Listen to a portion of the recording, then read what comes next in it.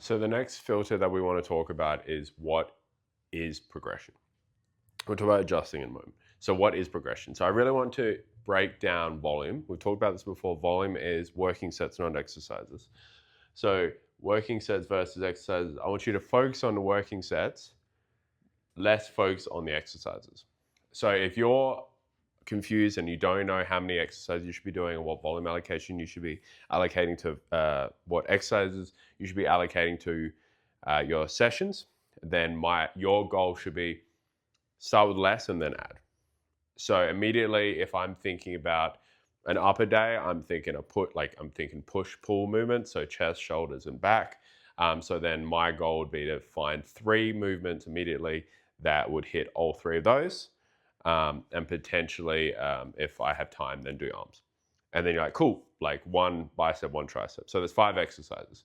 And so then we break that down to potentially like a chest press, a shoulder press, potentially a chest supported T-bar row, a preacher curl, and a machine dip. And so I'm just going to focus on 1 working set for each one of those and focus on progressing on that.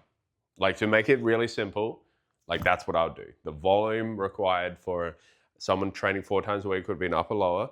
And so then that upper is take consideration of chest, shoulders, back, and arms. And then I'd focus on those 5 exercises and then focus on progressing on those. If it continues progressing, keep going. If it's not broke, don't fix it. If 5 weeks goes by and you're still progressing, then you can add another working set to those. If that means that you do a back off set or you just add another set, which you add more load, then send it. Similar to legs, if I look at legs, I'm doing calves, hamstring, quads, and glutes. If you're newer to training, then squats can be considered an adductor, quad, and a glute exercise. Do a seated leg curl so I can hit the hamstrings at the full length position. I would do like a calf leg press for my calves. And then if I'm a dude, I want to hit my quads again, so I'd probably do a leg extension. If I was a girl, then I'd probably do a hip thrust. And then then I would focus on 1 working set for every one of those. And same concept, I'll just focus on progressing in that. And then 5 weeks goes by, if I'm still progressing, then I can add another working set to every one of those, be able to back off or not.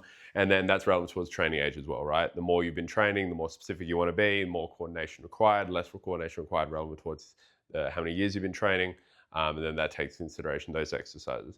But I would predominantly focus on working sets, not exercises. That's how you're getting the most bang for your buck. That's how you know you're just going to be like, cool. If we look at the Chris Beardsley 5 effective rep method, the goal is to train to failure and understand that the last 5 reps are going to be voluntarily slowing down. So that's how we know mechanical tension is going to occur. So therefore, our goal is for those last 5 reps to slow down. And potentially there's times in which 1 rep will slow down, or only 2, or only 3, or only 4, or only 5. So then you can just allocate volume to those sets, and the warm-up sets are just there to focus on that. So that would be how I would do it.